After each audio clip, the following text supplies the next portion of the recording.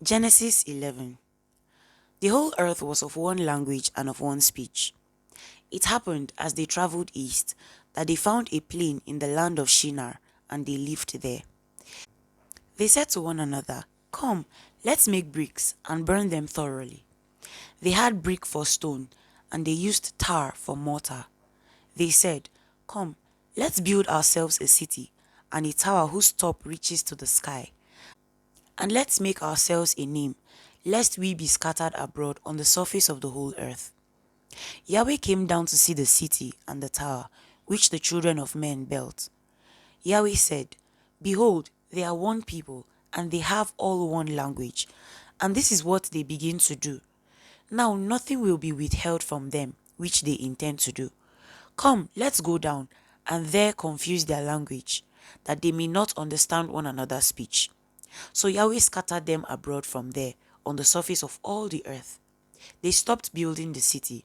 Therefore its name was called Babel, because there Yahweh confused the language of all the earth. From there Yahweh scattered them abroad on the surface of all the earth. This is the history of the generations of Shem.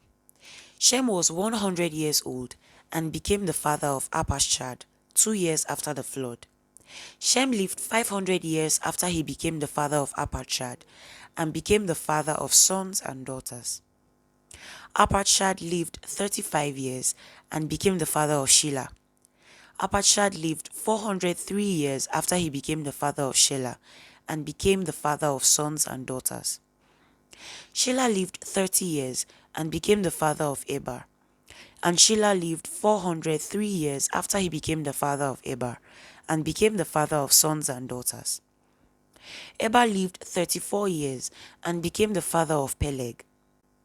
Eber lived 430 years after he became the father of Peleg and became the father of sons and daughters. Peleg lived 30 years and became the father of Reu. Peleg lived 209 years after he became the father of Reu and became the father of sons and daughters. Reu lived 32 years and became the father of Serug. Reu lived 207 years after he became the father of Serug and became the father of sons and daughters. Serug lived 30 years and became the father of Nahor.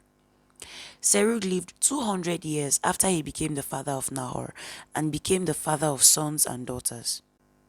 Nahor lived 29 years and became the father of Terah. Nahor lived 119 years after he became the father of Terah and became the father of sons and daughters. Terah lived 70 years and became the father of Abram, Nahor, and Haran. Now this is the history of the generations of Terah. Terah became the father of Abram, Nahor, and Haran. Haran became the father of Lot. Haran died before his father Terah in the land of his birth, in Ur of the Chaldees. Abram and Nahor took wives. The name of Abram's wife was Sarai, and the name of Nahor's wife, Milcah, the daughter of Haran, who was also the father of Iscah. Sarai was barren; she had no child. Terah took Abram his son, Lot the son of Haran, his son's son, and Sarai his daughter-in-law, his son Abram's wife. They went from Ur of the Chaldees to go into the land of Canaan. They came to Haran and lived there. The days of Terah were 205 years. Terah died in Haran.